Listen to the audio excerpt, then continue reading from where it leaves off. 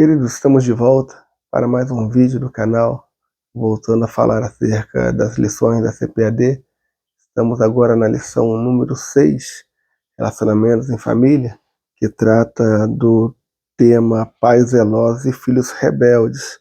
O texto áureo se encontra em Colossenses 3, capítulo 20, que diz o seguinte: vós filhos, obedecei em tudo a vossos pais, porque isto é agradável ao Senhor.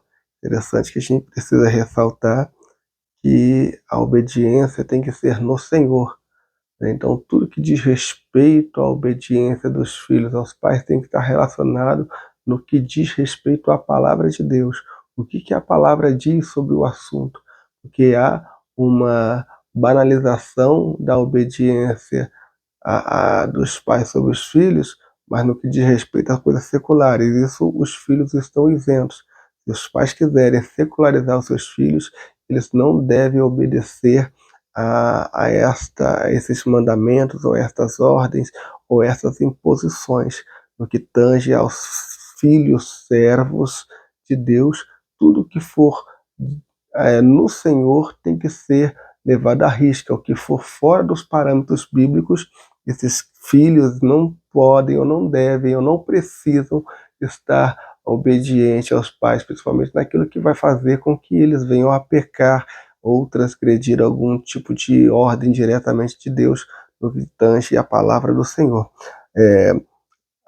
O texto da lição em classe está no livro de Juízes, capítulo 13, verso 1 a 7, e o 24, e depois o 14, 1 a 3, que diz o seguinte: e os filhos de Israel tornaram a fazer o que parecia mal aos olhos do Senhor, e o Senhor os entregou nas mãos dos filisteus. E havia um homem de Zorá da tribo de Dan, cujo nome era Manoá, e a sua mulher estéril não tinha filhos. E o anjo do Senhor apareceu a esta mulher e disse-lhe: eis que agora é estéril, nunca tens concebido, porém conceberás e terás um filho. Agora, pois, guarda-te de que bebas vinho ou bebida forte, nem comas coisa imunda, porque eis que tu conceberás e terás um filho, sobre cuja cabeça não passará navalha, porquanto o menino será nazireu de Deus desde o ventre, e ele começará a livrar a Israel da mão dos filisteus. Então a mulher entrou e falou a seu marido, dizendo: um homem de Deus veio a mim, cuja vista deu um anjo de Deus, terribilíssima, e não lhe perguntei de onde era, nem ele me disse o seu nome.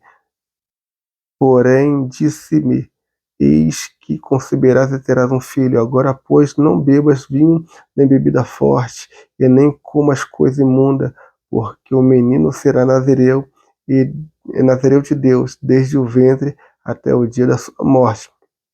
Verso 24. Depois teve essa mulher um filho, e chamou seu nome Sansão. E o menino cresceu, e o Senhor o abençoou. Juízes 14, versículo 1 ao 3. E desceu Sansão a Timna, e vendo em Timna a uma mulher das filhas dos filisteus, subiu e declarou a seu pai e a sua mãe, e disse: vi uma mulher em Timna das filhas dos filisteus, agora, pois, tomai-ma por mulher. Porém, seu pai e sua mãe lhe disseram: não há porventura mulher entre as filhas dos teus irmãos, nem entre todo o meu povo, para que tu vás tomar mulher dos filhos dos filisteus, daqueles incircuncisos? E disse Sansão a seu pai: tomai-me esta, porque ela agrada os meus olhos. Bem, o contexto aqui da lição é bastante interessante, porque o cenário, o pano de fundo da história, e eu já quero aqui já abrir a minha introdução, porque a introdução vai me sugerir a este pano de fundo. É importante a gente ressaltar que essa história ela começa na questão da saída do povo da terra do Egito, caminhando por todo o percurso do deserto, e chegando ao período na qual Josué, agora que seria o líder de todo o arraial de Israel, entraria na terra prometida para conquistar as terras que lhes foram abençoadas ou prometidas por Deus. A terra que Deus prometera a Abraão, Isaque e Jacó, agora estão diante dos vossos olhos, estão diante dos olhos dos hebreus. Entretanto, essas terras precisariam ser conquistadas. Conquistadas por quê? Porque quando Deus mandou Abraão sair da terra de Ur dos Caldeus, no capítulo 12 de Gênesis, a ordem de Deus era expressa: sai da tua terra e da tua parentela e da casa do teu pai e vai para uma das terras onde eu lhe mostrarei. Interessante que a demora de Abraão de sair da terra e de se largar, de se desapegar da sua parentela, do pai e dos seus parentes, ali no caso ele vai levar o Ló, seu sobrinho, subindo para Padã Arã, em vez de atravessar o deserto da Arábia e chegar em Canaã, fez com que o percurso de 13 para 14 dias perdurasse por 2 anos e 3 meses. Quando Abrão chega na região sul de Canaã, ele vai perceber que há 2 coisas em comum: fome na terra, e os cananeus agora habitam na terra. Perceba que se Abrão tivesse saído logo no começo da sua jornada, quando Deus o mandara sair de Ur dos Caldeus, no capítulo 12 de Gênesis, e fosse para Canaã, ele encontraria a terra fértil, um período de terra inabitável, e ele possuiria a terra que Deus lhe havera falado. Porém, a sua negligência fez com que ele encontrasse os inimigos agora habitando na terra que Deus lhe dera. Para piorar, a Bíblia diz que ele desce para o Egito, todo mundo conhece a história, vai fazer com que entre no cenário uma segunda criança que viria disputar a herança que era para Isaque, o filho da promessa. Porém, a Bíblia vai dizer que de Isaque, que era a sementeira, saiu Jacó, de Jacó as 12 tribos, e as 12 tribos que ficaram ali no Egito, depois da morte de Josué, entraram num cativeiro egípcio de aproximadamente 430 anos, e depois Deus levanta Moisés para libertar o povo. Moisés vai fazer todo o percurso no deserto durante aproximadamente 38 anos ali, e antes da sua morte, Josué agora vai liderar o povo, e eles estão ali diante o Jordão, e o primeiro obstáculo que eles encontram ali é Jericó. Todo mundo conhece a história e diz que eles vão vencendo após estabelecer ali o seu quartel-general em Gilgal, e a Bíblia vai dizer que a ordem direta de Deus era conquistar, e eles vão conquistando passo a passo, avançando cada milímetro do território de Canaã, até que eles vão conquistando a maioria das terras com muita guerra, com muita batalha. Josué lidera o povo. O problema é que Josué vai envelhecer, e a Bíblia vai dizer que as terras não foram completamente habitadas. Quando a gente vai ali no capítulo 13 de Josué, nós vamos ter uma informação que me chamou a atenção. Capítulo 13, verso 1 a 7, vai narrar a história e vai mostrar que o povo ainda demorou muito, muita terra ficou para trás. Isso é um problema, quando nossa negligência faz com que muita terra fique para trás. Capítulo 13 de Josué vai dizer o seguinte, verso 1: era, porém, Josué já velho, entrado em dias, e disse o Senhor: já estás velho e entrado em dias, e ainda muitíssima terra ficou para possuir. Meu Deus, a terra que ainda fica é esta: todos os termos dos filisteus e toda Jesus, desde Seor, e vai por aí afora, do versículo 1 ao versículo 7, vai narrar todas as terras que ficaram. Muita terra ficou para trás, muita terra ficou sem ser possuída. E a Bíblia vai dizer que Josué vai morrer, e essas terras vão agora ficar ao encargo das tribos de Israel. E quem deu continuidade tanto às informações do ensinamento e falar acerca dos feitos de Deus, como de dar ordens de quem iria avançar nas terras seriam os anciãos que viveram ali no período dos juízes, ali no período de Josué. Porém, a morte de Josué e depois daquela geração que se passou e a morte daqueles anciãos fez com que o povo não tivesse ninguém que os liderasse, até mesmo porque Josué não deixou um substituto. Então a Bíblia vai dizer no capítulo 1 de Juízes que os juízes agora vão ser eles mesmos. Cada tribo vai se levantar para lutar entre eles, lutar pelas suas terras. E cada tribo vai lutar individualmente. A gente vai ver ali desde Judá, que vai ser a primeira tribo a se levantar, todas as tribos vão lutar pelas suas terras. Porém, quando a gente vai ali no versículo 19, a gente vai perceber que a partir de Judá, todas as tribos falharam em conquistar as suas terras, e elas vão, além de não conseguir expelir os seus inimigos, vão se aliançar a eles e posteriormente vão adorar os seus deuses, fazendo com que Deus se irasse contra o povo de Israel, porque eles não conseguiram expelir os inimigos do povo que estavam ali dentro da terra de Israel. Deus agora envia o seu anjo no capítulo 3 e vai, no capítulo 2, e vai exortar ali, vai repreender duramente a Israel, e o povo vai chorar, porém aquele choro não houve nenhuma alteração no quadro moral daquela nação, porque não houve arrependimento. O povo tornou e continuou idólatra, e a Bíblia diz que Deus vai levantar pessoas para roubar, para levantar roubadores, e toda vez que o povo chorava e clamava a Deus, levantava um juiz, e morrendo o juiz, o povo tornara a fazer tudo que era mal aos olhos do Senhor.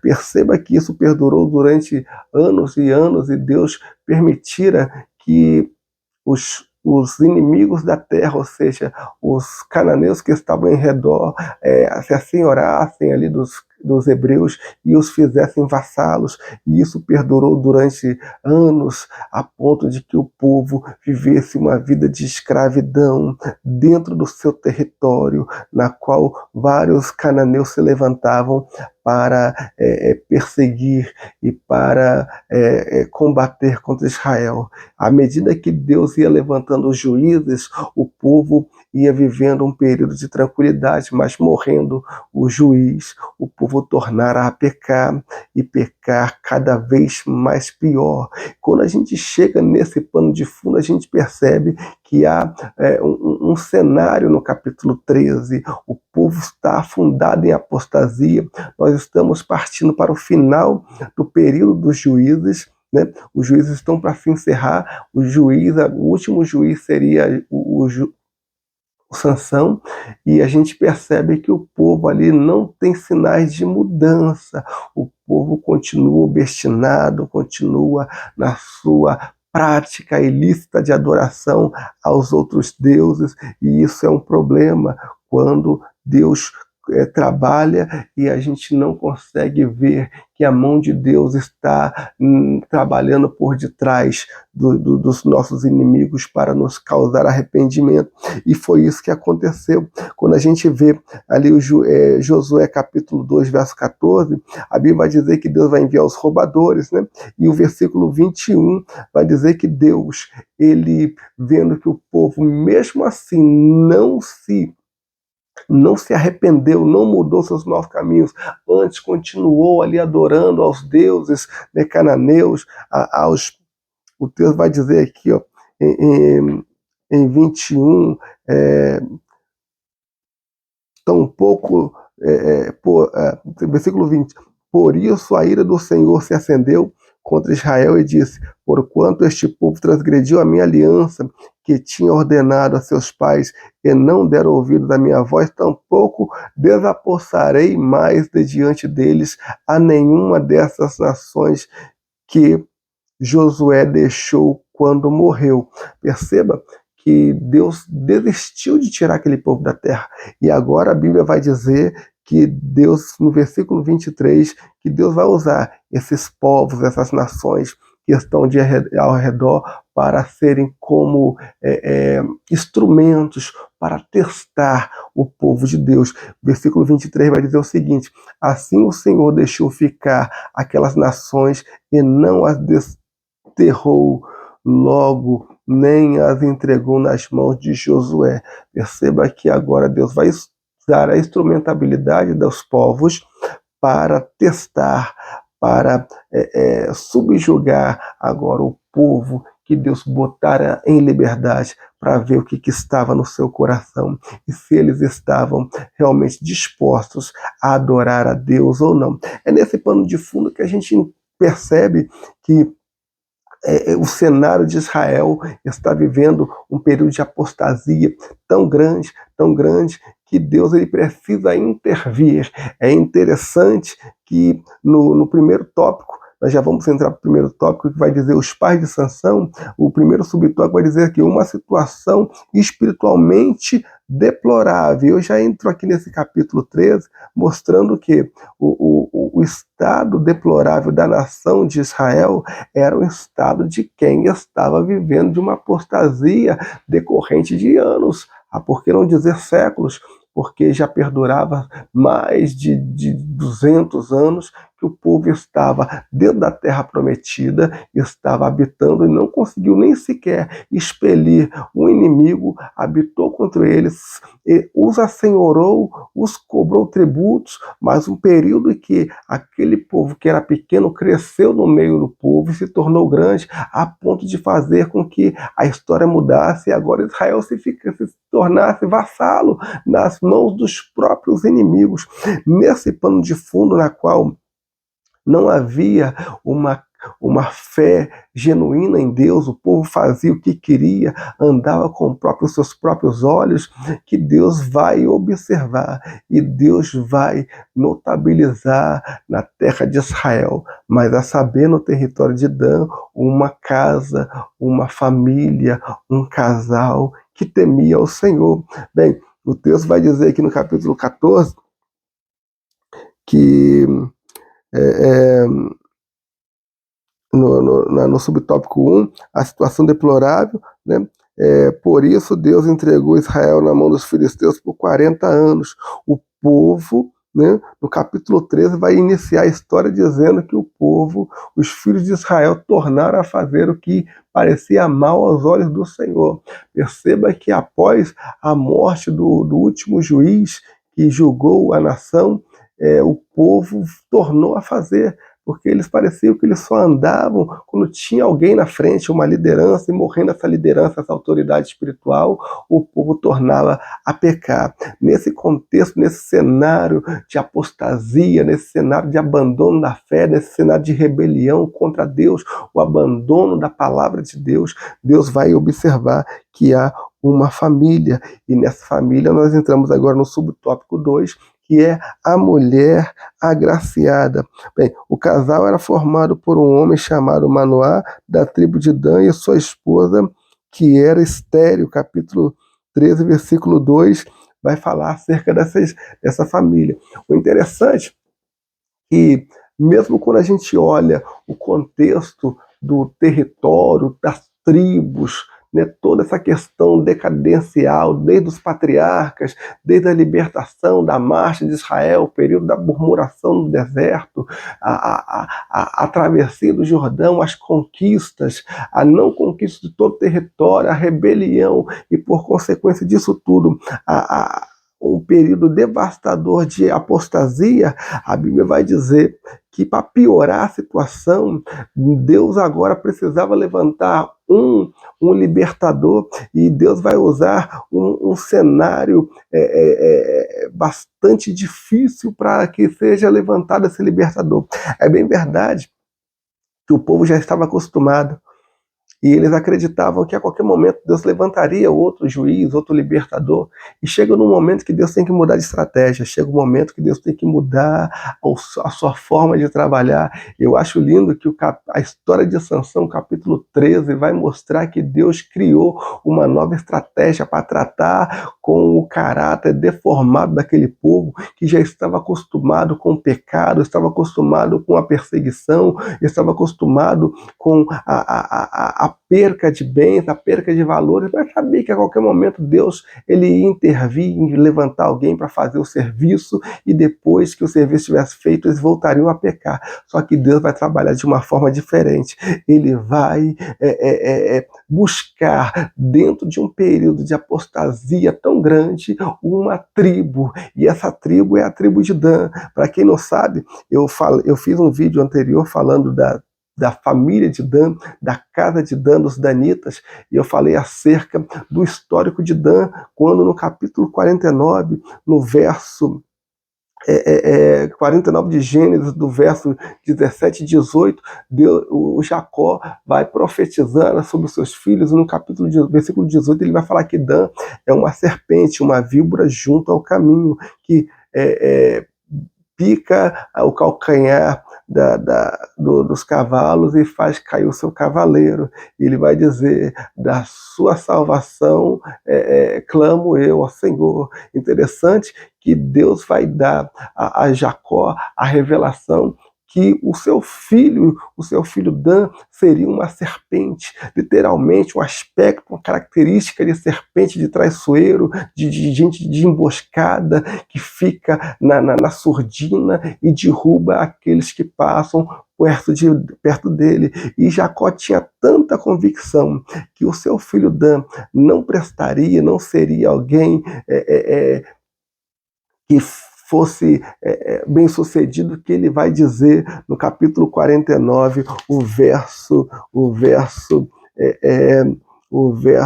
18, ele vai dizer o seguinte, ó: a tua salvação espero, ó Senhor. Ele tinha esperança que o seu filho se salvasse. É duro hoje quando um pai consegue identificar que o seu filho não vai ser aquilo que ele imagina, aquilo que ele esperava. E talvez alguém diga, mas Jacó não tem autoridade. Quem é Jacó para falar de personalidade? Quem é Jacó para falar de moral dos seus filhos? Jacó, que foi enganador, que foi trapaceiro, que roubou a primogenitura do seu irmão, que roubou que enganou seu pai, que roubou o seu sogro. Bem, a obra de Deus, a palavra de Deus não trabalha com retroativo. Deus, uma vez que ele perdoa, ele lança os nossos pecados no mar do esquecimento. Então Jacó agora, ele tinha moral sim, porque ele está morrendo como profeta de Deus, ele é um homem de Deus, e ele está revelando, capítulo 49, verso 1 diz que ele está revelando o futuro. Ele chega para os seus filhos e diz o seguinte, ó: ajuntai-vos e ouvi, filhos de Jacó, e vos ouvi, ó Israel, as coisas que hão de acontecer nos dias vindouros. Perceba que Jacó não é mais aquele enganador, agora ele é profeta, e como profeta ele tem autoridade para falar, mesmo que o que ele fale seja acerca dos seus filhos. Ele vai falar acerca dos filhos e ele não vai passar panos quentes, ele não vai passar a mão na cabeça de nenhum dos seus filhos. E interessante que nesse contexto eu trouxe essa história, esse capítulo 49 de Gênesis, porque há uma profecia relacionada ao capítulo 49 de Gênesis acerca da tribo de Dan. Quando você vai um versículo anterior, na qual Jacó fala que Dan seria uma serpente, no versículo 16 diz o seguinte, ó: Dan julgará o seu povo como uma das tribos de Israel. Perceba que Jacó revela que Dan julgará o seu povo. Então havia uma expectativa que da tribo de Dan viesse um juiz, por mais que a tribo de Dan fosse uma das tribos que não tivesse tanta relevância, nem na conquista dos territórios. Dan sequer conseguiu tirar os amorreus do seu território, porque eles eram bastante violentos, eles não deixavam a tribo de Dan descer aos vales, então ficou aquela mistura dentro dos territórios e fez com que Dan não conseguisse um território tão expansoso quanto os demais. Bem, nesse pano de fundo, dentro dessa tribo de Dan, dentro desse cenário do contexto histórico de Dan como uma tribo que se envolveria posteriormente com idolatria, até mesmo no seu território colocariam ali um bezerro de ouro nos dias do reino dividido. Deus decidiu, Deus predeterminou que dentro dessa tribo sairia um juiz. E Deus, para piorar a situação, Deus vai olhar uma família que tinha uma mulher estéril e vai decidir que dessa mulher sairia o juiz de Israel. Bom, para que você possa entender o drama da situação, é importante você entender que nesse período dos juízes, a Bíblia vai dizer que o povo ficou vassalo dos filisteus durante 40 anos. E como qualquer juiz anterior, a Bíblia diz que Deus levantava um juiz para julgar, ou seja, para liderar e libertar o povo. Porém, nesse caso foi diferente, porque após 40 anos de servidão, Deus vai a uma casa buscar uma mulher estéril e vai dar informações a ela que dela sairia aquele que viria a livrar, que através desse começaria o Senhor a livrar Israel da mão dos filisteus. Perceba que o drama se começa pelo fato de que já não vai nascer, não vai aparecer no cenário um juiz já preparado. O juiz, ele vai ter que nascer ainda, e esse juiz vai ter que nascer dependendo de um processo na qual a sua mãe vai ter que entrar também na mesma medida da necessidade da obra, ou seja, Deus vai requerer que comece na mãe a perspectiva de santidade para que o filho venha a ter uma estatura espiritual a ponto de começar a fazer uma grande obra para Deus. Perceba que a metodologia de trabalho de Deus muda à medida que nós não conseguimos fazer com que as obras de Deus sejam realizadas nas nossas vidas. Não é que Deus não tem poder ou que Deus frustra-se nos seus planos, mas à medida que Deus vai permitindo que o nosso livre-arbítrio bote obstáculos ou disfarça a sua vontade primária, Deus entra em cena com a sua vontade permissiva, e na vontade permissiva, Deus cria agora um outro cenário para que a sua vontade primária volte ao ponto inicial de ser executada com êxito. Nesse pano de fundo, Deus agora vai criar um cenário completamente avesso, diferente, num cenário na qual a apostasia e a rebelião eram predominantes, e Deus vai levantar uma mulher num casal que tenha uma situação precária, para que essa mulher receba um milagre, e nesse milagre ela venha executar na sua vida um plano de santificação, para que essa criança venha a ter em todo o percurso da sua infância e adolescência uma vida santificada. É importante que a gente entenda essas coisas, porque o anjo do Senhor vai até essa mulher e vai lhe dar informações privilegiadas daquilo que ela tinha que ser para que essa criança viesse a ter vida, viesse a ser gerada, e a partir dessa criança nascer, todo o seu período da sua vida, ela seria consagrada ao Senhor. Vamos entender um pouquinho mais à frente, no versículo, no subtópico 3, recebendo orientações divinas. O subtópico 3 vai nos dar essas informações. O anjo do Senhor deu orientações bem precisas a respeito da criança que iria nascer. Isso porque Sansão seria um nazireu desde o ventre materno, Juízes 3:5, ou seja, ele seria um homem separado e consagrado para cumprir um desígnio de Deus. Então, eu preciso que você entenda o seguinte: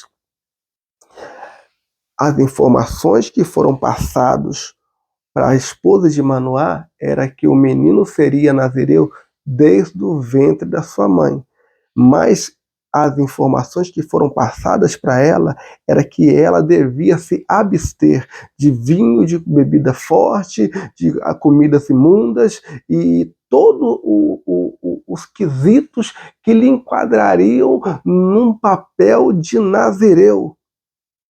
Como assim, irmão Júnior? Eu vou explicar.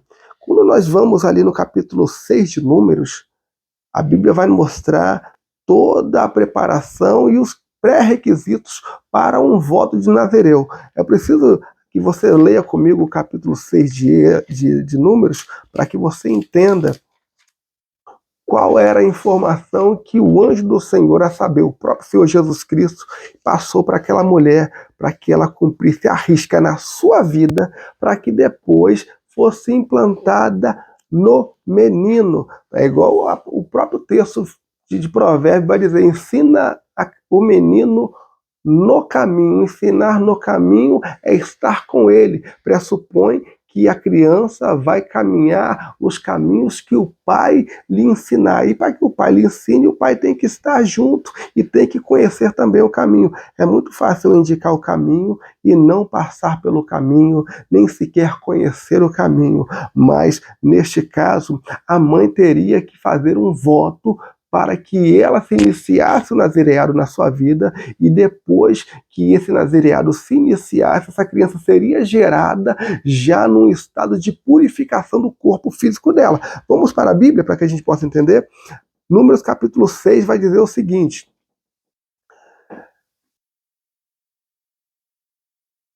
e falou o Senhor a Moisés, dizendo: fala aos filhos de Israel e dize-lhes: quando um homem ou uma mulher se tiver separado, fazendo voto de nazireu, para se separar ao Senhor, de vinho ou de bebida forte, se apartará. Vinagre de vinho, nem vinagre de bebida forte não beberá, nem beberá alguma beberagem de uvas, nem uvas frescas, nem secas comerá. Todos os dias do seu nazireado não comerá de coisa alguma que se faz da vinha, desde o caroço até as cascas, todos os dias do voto do seu nazireado. Sobre a sua cabeça não passará navalha, até que se cumpra os dias que o separou ao Senhor. Santo será, deixando crescer livremente o cabelo da sua cabeça todos os dias que se separar, para que o Senhor não se todos os dias que se separar para o Senhor, não se aproximará do corpo de um morto. Bem, perceba que isso é apenas um começo. Nós temos ali quase todo o capítulo 6 de Números falando do nazireado, a saber, do 1 até o 21. Agora é importante ressaltar que a mulher de Manoá, ela teve que iniciar o nazireado na vida dela. Ela teve que iniciar o voto. Por quê? Porque a partir do momento que o anjo deu ordens, e eu preciso que você leia aqui comigo o capítulo 13, vai dizer o seguinte: ó, e o anjo do Senhor apareceu a esta mulher e disse-lhe: eis que agora é estéril e nunca tens concebido, porém conceberás e terás um filho. Versículo 4. Agora, pois, guarda-te de que bebas vinho ou bebida forte, nem comas coisa imunda, porque eis que tu conceberás e terás um filho, sobre cuja cabeça não passará navalha, porquanto o menino será nazireu de Deus desde o ventre, e ele começará a livrar a Israel da mão dos filisteus. Então percebam que a ordem direta no capítulo 4 está direcionada a ela. Ela tinha que se abster, ela tinha que se guardar, ela tinha que, a partir daquele momento, não comer, não beber, não se aproximar, evitar, não se aproximar de morto, não se aproximar de vinhas, não comer nada, desde o caroço até a semente, desde o caroço até a casca, não beber bebida forte ou nada proveniente da vinha. Ela iniciou O processo iniciou-se nela, ela iniciou a santificação, ela iniciou o processo de santidade, e essa santidade gerou-se um período de santificação, e esse período de santificação é no que nós chamamos de nazareado, o ato de se separar, o ato de se consagrar. Perceba que a mulher de Manoá começa a consagrar, ela se consagra para gerar um menino, ela se separa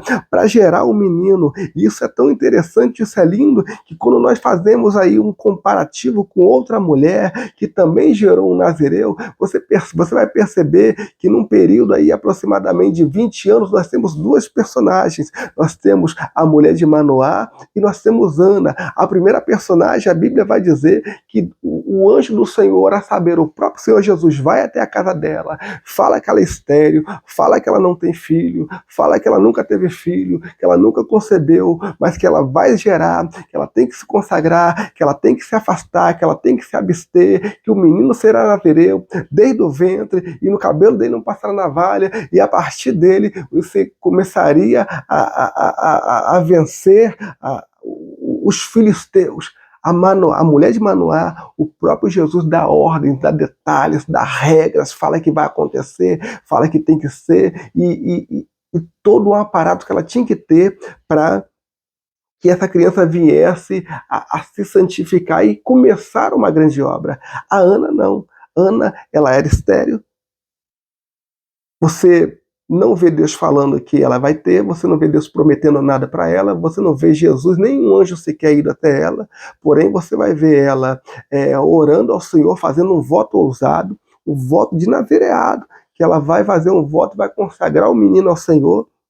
E ela vai dizer no capítulo 1, versículo 11, Senhor dos Exércitos, se tu observar a tua serva não te esqueceres, a tua serva desse um filho varão, eu o consagrarei por todos os dias ao Senhor, e na sua cabeça não passará navalha. Interessante que quando ela faz esse voto, ela está no templo orando, uma das evidências bem claras e bem específicas que Ana já tinha iniciado o seu nazareado, é que quando ela vai ao templo, ela está orando ali, chorando aos pés do alpendre ali, a Bíblia vai dizer que o Eli está observando-a, e ele olhando a sua boca, porque ela só balbuciava, batia os lábios. A Bíblia vai dizer que ela vai ser repreendida pelo sacerdote Eli, e ele vai dizer o seguinte: por que estás tão cedo embriagada? Aparta de ti o teu vinho. E ela vai dizer uma coisa que me chamou a atenção, e que é prova cabal de que ela já havia iniciado o seu nazareado. Ela vai dizer o seguinte: a tua serva não está embriagada, não tenha a tua serva como filha de Bilial, porque a tua serva tem separado o Senhor. Vamos ver o texto que vai dizer aqui, ó. Vamos voltar aqui, ó, capítulo 1, versículo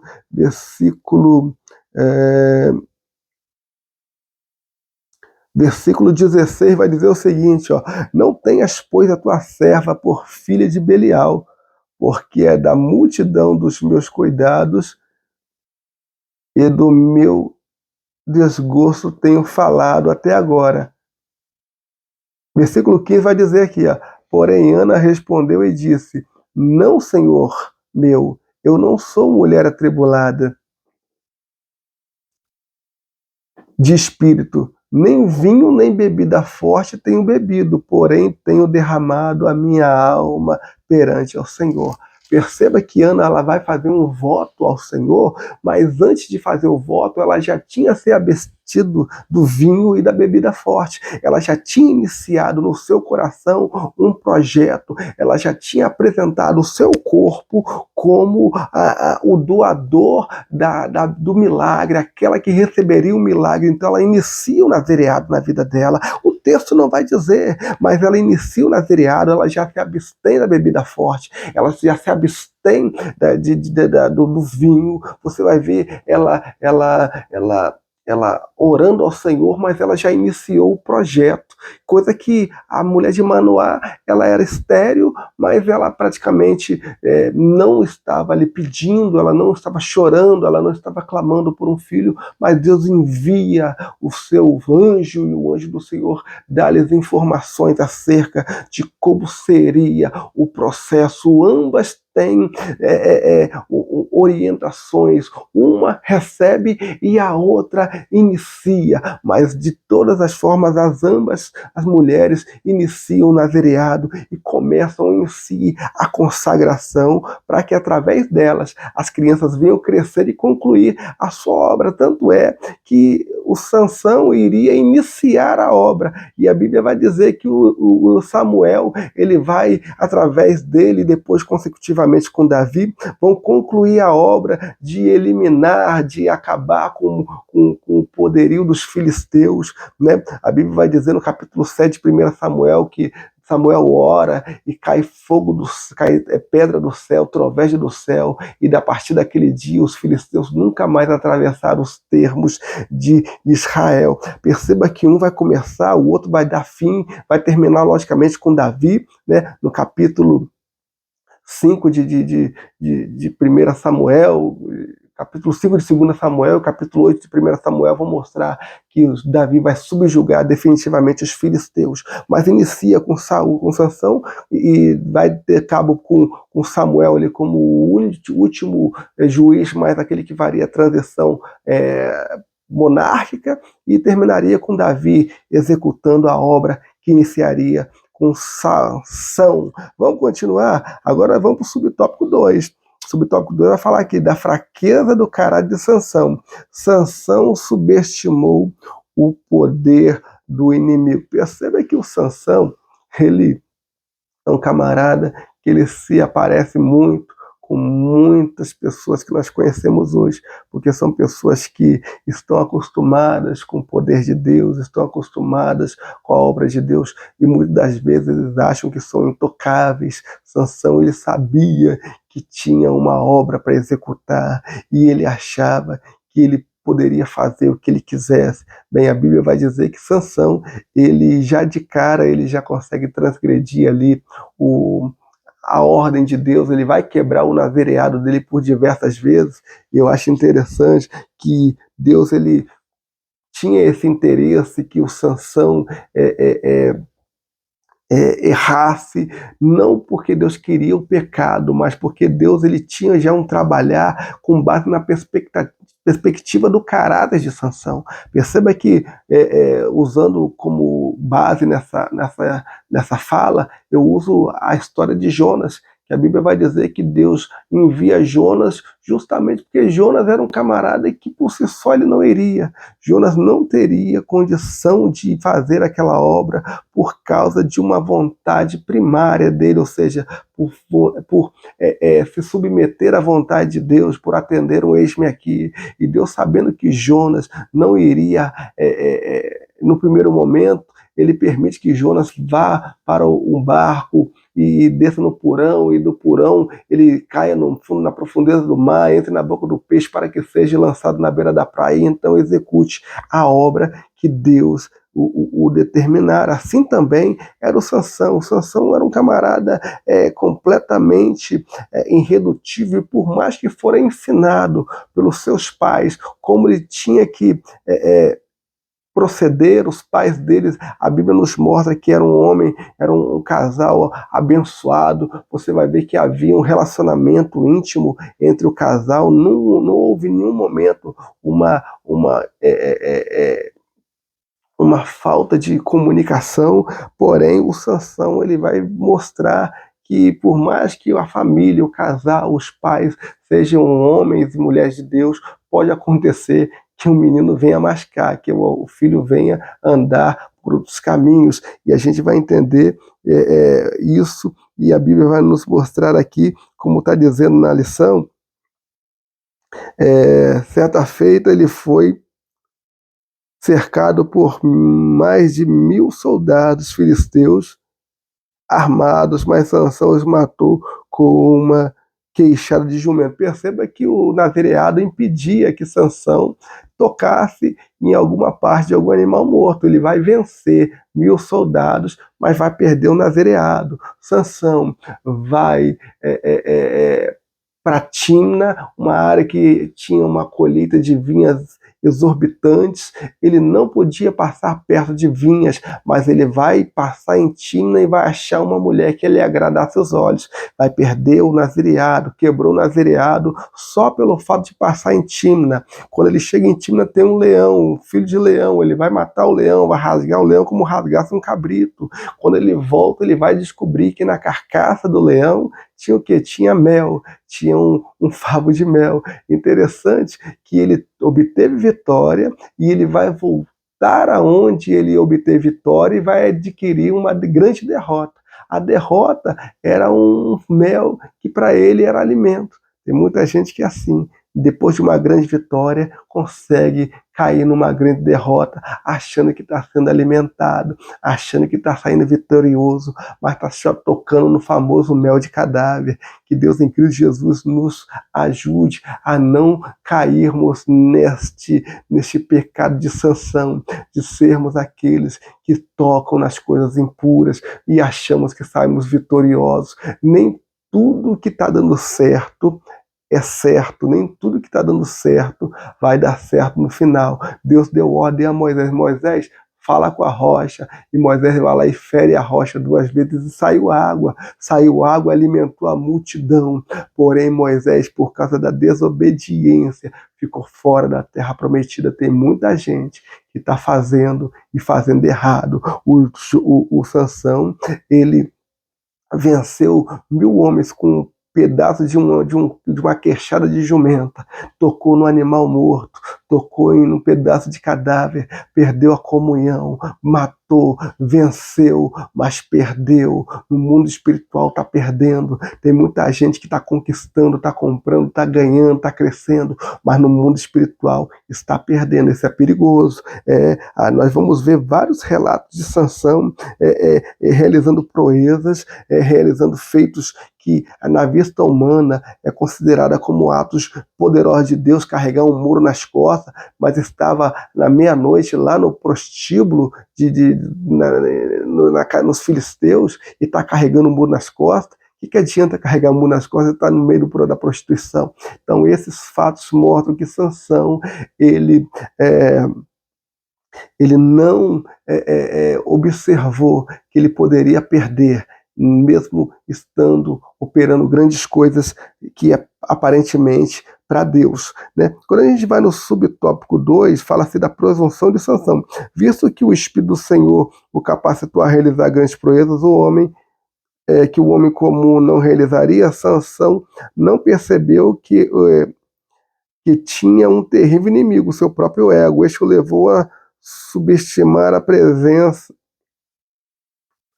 presença de Deus em sua vida. Sua força vinha de Deus, mas ele agia como viesse dele mesmo. Por causa disso, passou a anular a glória de Deus. Sua atitude rebelde e presunçosa levou a não dar o primeiro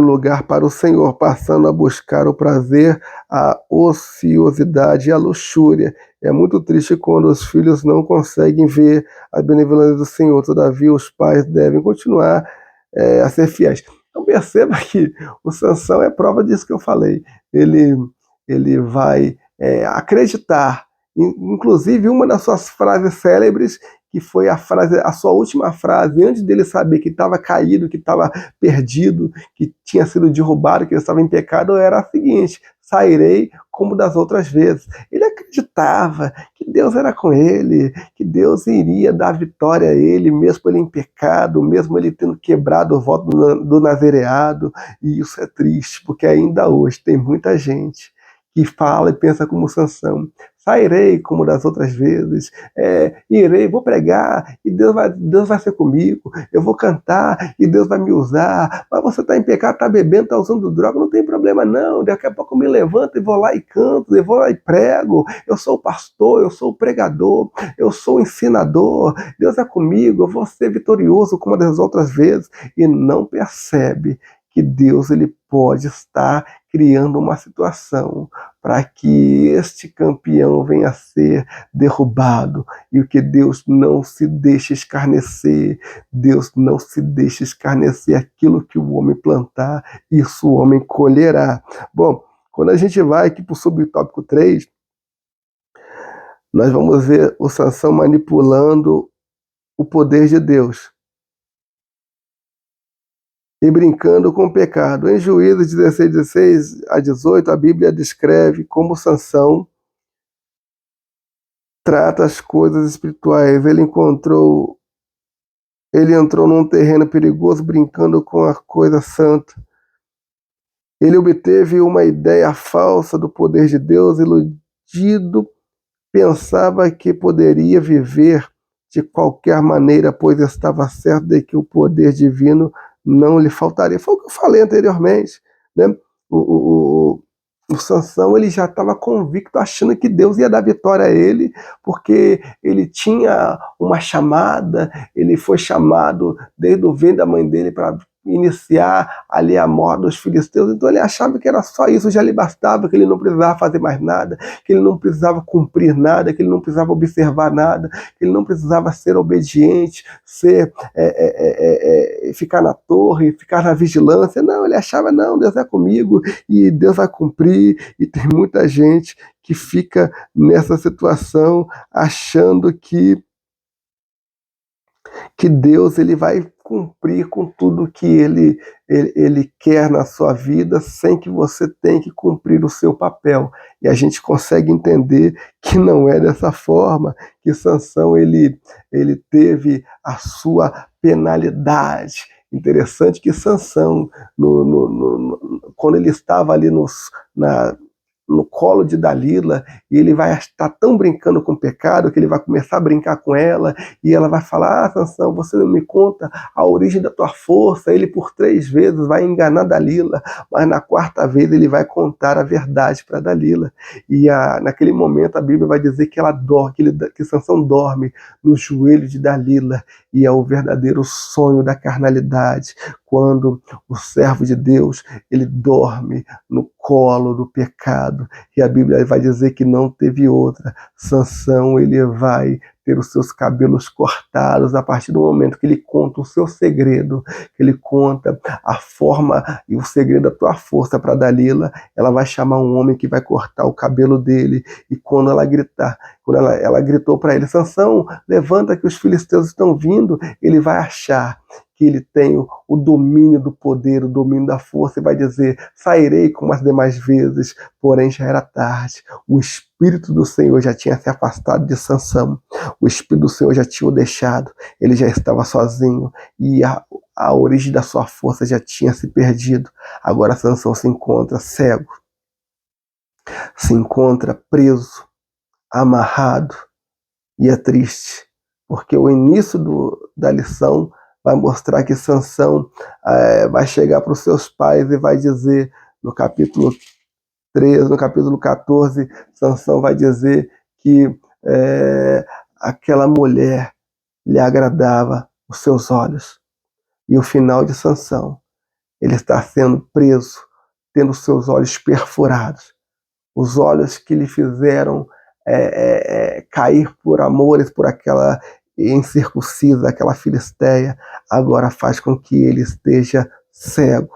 E para piorar, ele vai estar preso entre uma roda de jumentos, e ali ele vai estar trilhando ali naquela roda e sendo motivo de chacota para filisteu, sendo motivo de gracejo, que agora os filisteus estão rindo, estão zombando do campeão de Deus, aquele que foi chamado para ser um campeão, aquele que foi chamado para ser um vencedor, aquele que foi chamado para ser um herói, para ser um campeão das causas de Deus, agora está cego e está sendo motivo de chacota.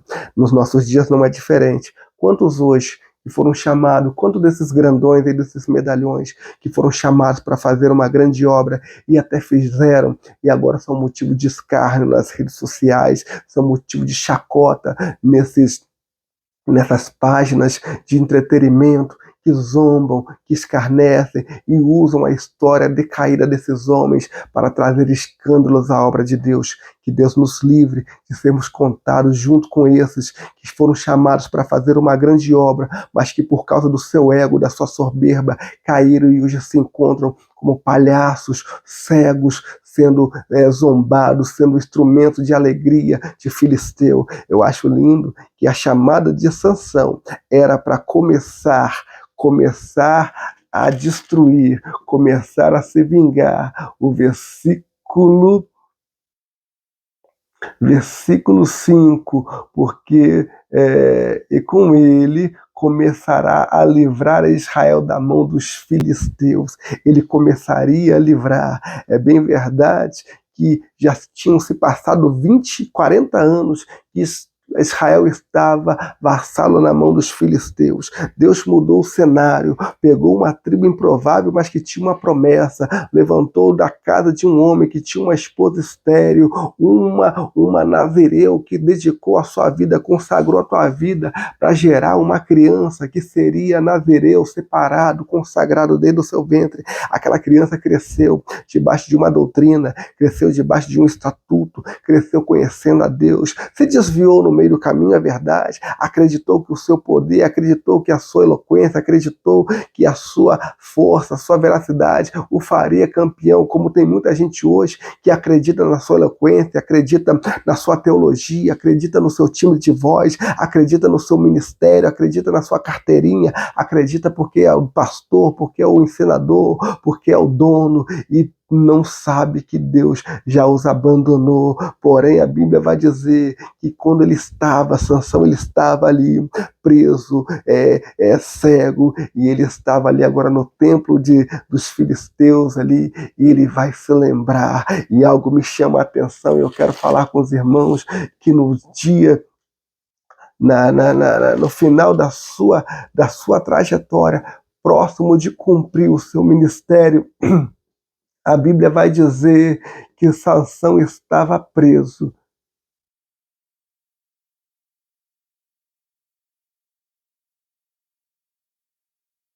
Só que o capítulo 16 e o verso 22 vai dizer o seguinte: e o cabelo da sua cabeça começou a crescer como quando foi rapado. Quando o voto de nazireado do capítulo 6 de Números vai dizer que o nazireu, quando ele tocar em algum morto, quando ele transgredir alguma lei do voto do nazireado, o cabelo dele tinha que ser rapado. O capítulo 6, verso 9 vai dizer o seguinte: e se alguém vier a morrer junto a ele por acaso, subitamente, que contamine a sua purificação, rapará a sua cabeça, ao 7º dia rapará. Então, Sansão tinha por obrigação, logo no primeiro contato com algum tipo de animal morto, ou por ter passado perto de uma vila, ele tinha que, após ter quebrado o seu nazireado, ter rapado a cabeça. Porém, ele não vai fazer isso por conta própria. Então, Deus vai criar um sistema para desmanchar aquele nazireado para iniciar outro. Na casa de Dalila, quando aquele homem corta o cabelo de Sansão, era como se Deus estivesse anulando aquele nazireado que estava corrompido por causa de diversas quantidades de arbitrariedades que Sansão obteve na sua trajetória, para iniciar um novo nazireado. O capítulo 16, versículo 22, vai dizer que o cabelo de Sansão, após ser cortado, começou a crescer novamente. Quando a gente chega no capítulo, ainda no 16, no versículo 28, o texto vai dizer o seguinte: então Sansão clamou ao Senhor e disse: Senhor Jeová, peço-te que te lembres de mim e esforça-me agora, só uma vez, ó Deus, para que de uma vez me vingue dos filisteus.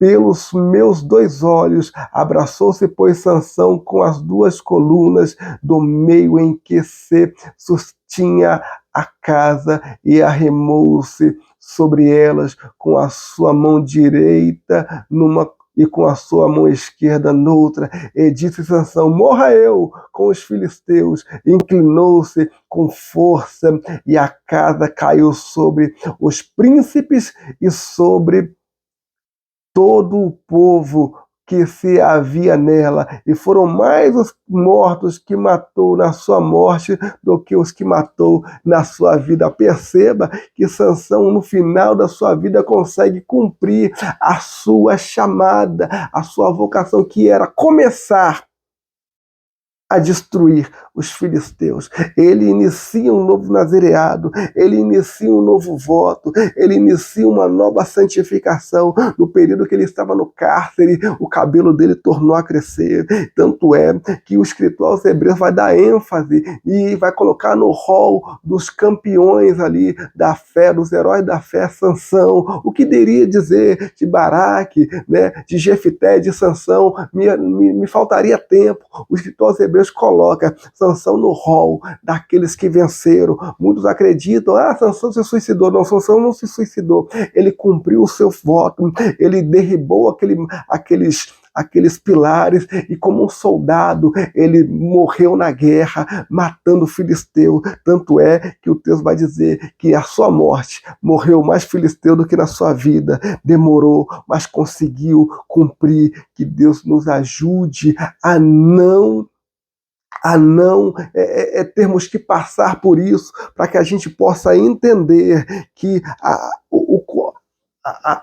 as mensagens passadas pelos pais, elas são para que a gente possa ter vitória no futuro. Assim como o texto lá de Provérbios vai dizer: ensina o menino no caminho que se deve andar, para mesmo quando crescer não se desviar dele. Perceba que Sansão foi ensinado no caminho, aprendeu a ser um nazireu, aprendeu como tinha que se abster, como tinha que se afastar. Mesmo depois de grande, quando ele se afastou do caminho, ele lembrou e voltou e conseguiu cumprir. Da mesma forma, Moisés, que quando foi entregue pela filha de Faraó, a sua mãe, para que pudesse amamentar, naquele período ele pôde ser ensinado sobre a lei do povo de Deus. E quando ele cresceu, ele teve contato com o povo, e ali mudou a sua história, a ponto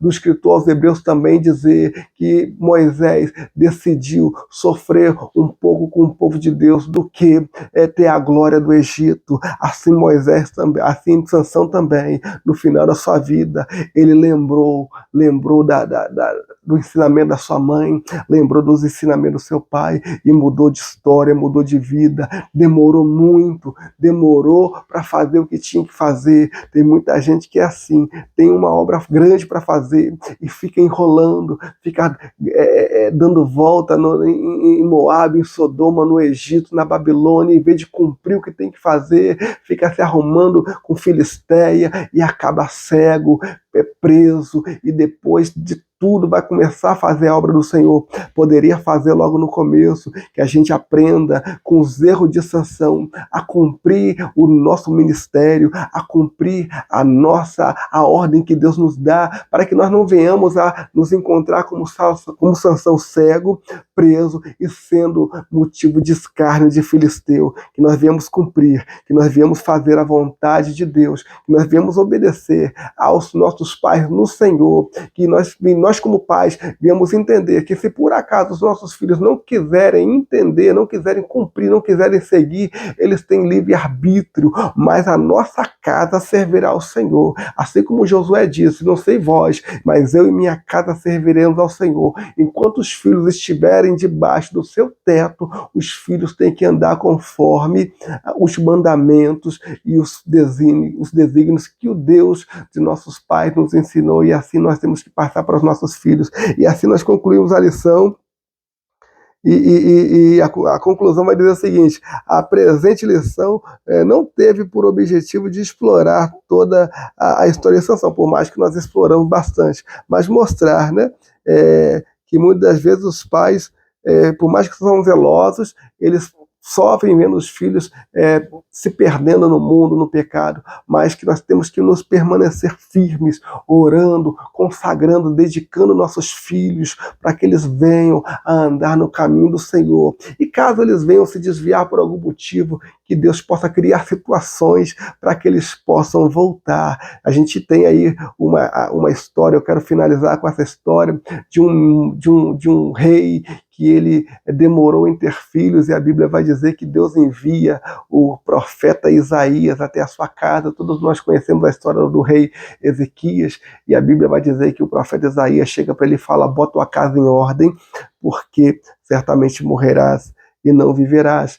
O profeta fala isso porque havia uma necessidade que houvesse um rei em Israel, e o rei já estava velho, não tinha tido filhos, não tinha gerado filhos. Ele então estava transgredindo ali a lei de Deus, que falava por intermédio de Davi, seu servo, que enquanto houvesse filhos na casa de Davi, o reinado, haveria trono em Israel. E agora ele vai orar ao Senhor, e Deus vai dar 15 anos para ele aproximadamente. Ele vai gerar um filho, e a Bíblia vai dizer que esse filho vai se tornar um dos reis mais violentos, mais transgressores de que a nação de Israel ouviu falar. Esse rei de Judá era o rei Manassés.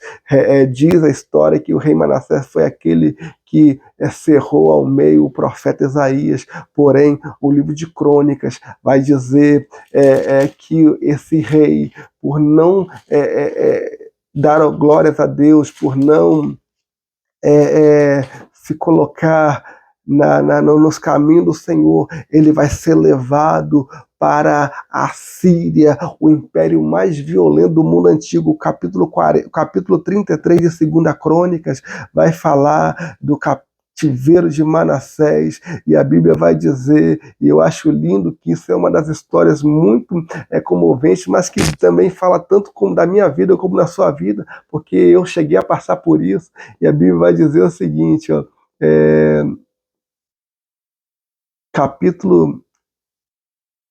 capítulo 33 de 2 Crônicas, versículo 11, vai dizer o seguinte: pelo que o Senhor trouxe sobre eles os príncipes dos exércitos do rei da Síria, os quais prenderam Manassés entre os espinhais e o amarraram com cadeias e o levaram à Babilônia. O Manassés não quis dar glória a Deus e foi levado para a Babilônia. E o que aconteceu, irmão Júnior? Bem, e ele, angustiado, orou deveras ao Senhor, seu Deus, e humilhou-se muito perante o Deus de seus pais. Jonas orou no ventre do peixe, lembrou do templo, que saudade do templo. No templo eu cumprirei os meus votos. Lembrou de cumprir os votos quando estava na barriga do peixe. Lembrou do templo quando estava no ventre da morte. Manassés orou deveras ao Senhor quando estava no cativeiro, se arrependeu e conseguiu cumprir e fazer uma boa obra. Sansão brincou com o poder de Deus, brincou com o ministério, brincou com a chamada, brincou com Dalila, brincou com o leão, brincou com o mel, brincou com o filisteu, brincou com tudo. Estava cego, ali preso, sendo escárnio, sendo motivo de pecado, de zombaria, mas no final dos seus dias se arrependeu, renovou o seu voto de Nazireu e cumpriu a sua obra. Que Deus em Cristo Jesus possa nos ajudar, que nós possamos cumprir, olhando para esses exemplos, que nós não venhamos a pecar e nem cair, nem sofrer o dano, nem as consequências desses homens, mas que nós venhamos a fazer tudo aquilo que Deus nos mandar a tempo oportuno e fazer uma grande obra para o Senhor Jesus.